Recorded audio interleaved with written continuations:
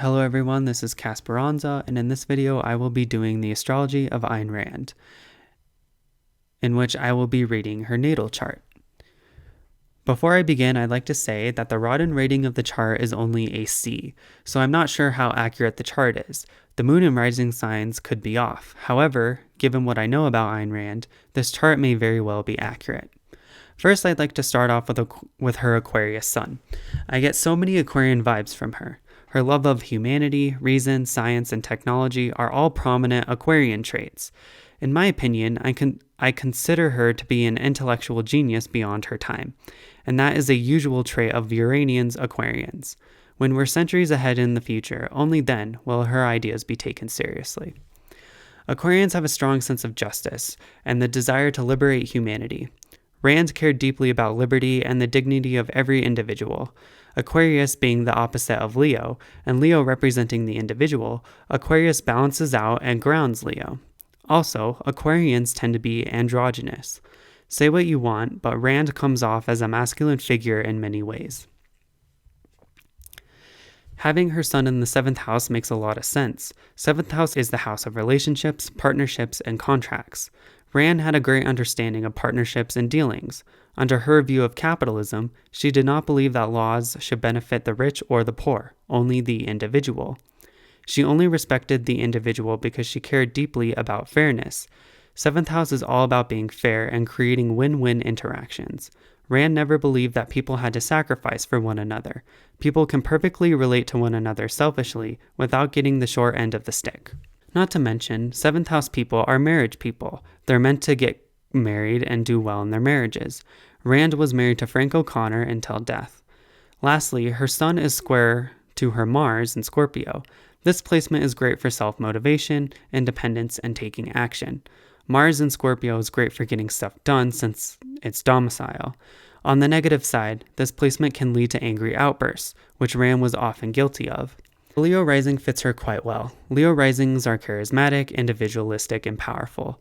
Based on interviews I've seen on YouTube, she comes off as a very powerful figure, a Leonine figure.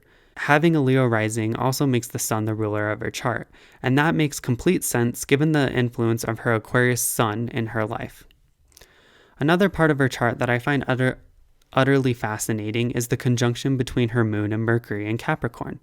With the inner self, moon, and one's mentality, Mercury, united together, it makes sense for great writing and thinking. The Mercury is focused on communicating on what one feels and intuitively understands.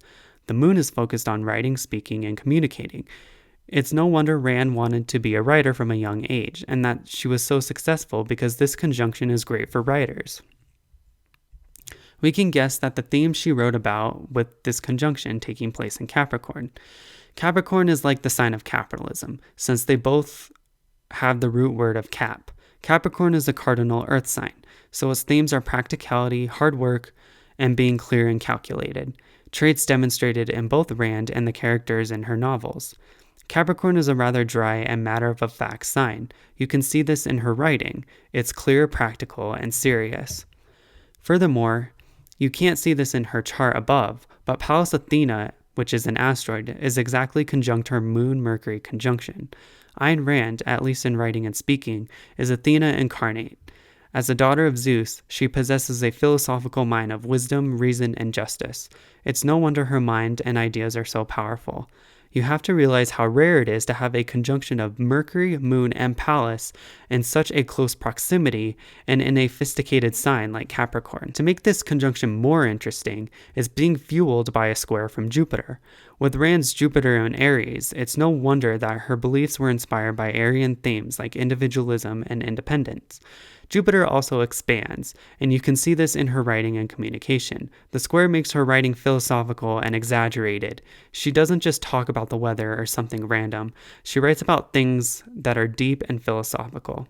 On a side note, a square between Aries and Capricorn in itself is a trailblazing kind of energy. Rand had tremendous grit and work ethic. Her approach, along with her ideas, had this theme of just going after what you want and working the hardest you can and getting it. Finally, the last thing that's notable is her Venus in Pisces. Pisces is great for idealism and fantasy, and Venus is all about our relationships and approach to art. So, by having Venus in Pisces, it would be great for aesthetics, relationships, and pleasures. These people find it easy to be idealistic and positive in their relationships and their approach to art. Rand's ideal man or admiration of heroes is likely seen from this placement. So thank you for watching. That's all I have to say on her chart, and I'll see you later.